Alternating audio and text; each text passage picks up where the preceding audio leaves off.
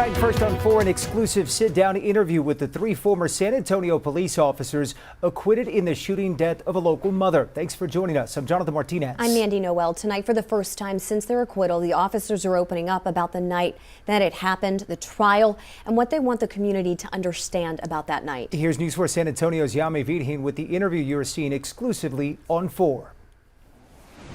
In their first interview, former officers Alfredo Flores and Eleazar Alejandro, who were each charged with murder, and Nathaniel Villalobos, charged with aggravated assault, talked exclusively with us about that night.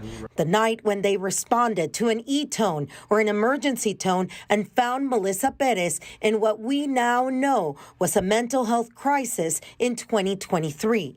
The jury found the men not guilty 2 days ago, and now they're able to share the moments when the shooting took place with us. Describe the moment right after the shooting happened. What went through your mind? Well, as for me, it was my very first officer-involved shooting in almost 15 years on the department. So the first thing that went through my mind in that moment was trying to process the shooting itself right after that moment. My initial reaction was to make sure we got inside and just try to preserve life. That was my objective. As soon as we got inside, I mean, I don't know how else to explain it. I rushed in. Everybody was taking their time putting gloves on, and I didn't care about that. At that exact moment, I was more worried about making sure that, you know, regardless of what had happened, that we can still preserve her life, because she's still a person. I mean, that's what happened for me immediately afterwards. Then a couple minutes passed, everybody started being able to work on her, and that's when I was able to step away, prepare myself a little bit better, get gloves on, clean my hands, get gloves on, and retrieve more medical equipment. That was my immediate. For me, it was along the same lines. I remember immediately thinking, like, dang, she really made me do this, because I mean, it's pretty evident. Police officers don't go to work wanting to gun down people.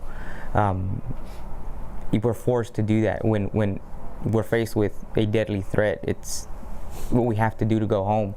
The men also say they feel for the family of Melissa Perez. All of them believe this could have been prevented if the department would have allowed the investigators to do their job and collect the dots before connecting them and charging all of them shortly after the shooting. What would you want to say today to her family? I would like to say that since day one, we've been praying for the family. And I'm praying that this interview, along with the trial itself, would help for healing and closure on behalf of their family. From the bottom of my heart, from my family to hers, we're so sorry for your loss. I pray that they find healing. I pray that they find the strength to keep moving forward, and, you know, just to love themselves. And no matter what had happened throughout this whole entire ordeal, I extend nothing but my sincerest condolences and just love. Think whatever they like of me. Well, for me, it's the same. You know, it's my deepest condolences. Nobody wants to take another person's life. Tomorrow night, we will have more of the exclusive interview with the former officers, where they answer whether policy and training was followed that night, and a message to the administration at the San Antonio Police Department. Anything you want to say to Chief McManus? What they had to say tomorrow night at 10. Yami Virgin, News 4 San Antonio.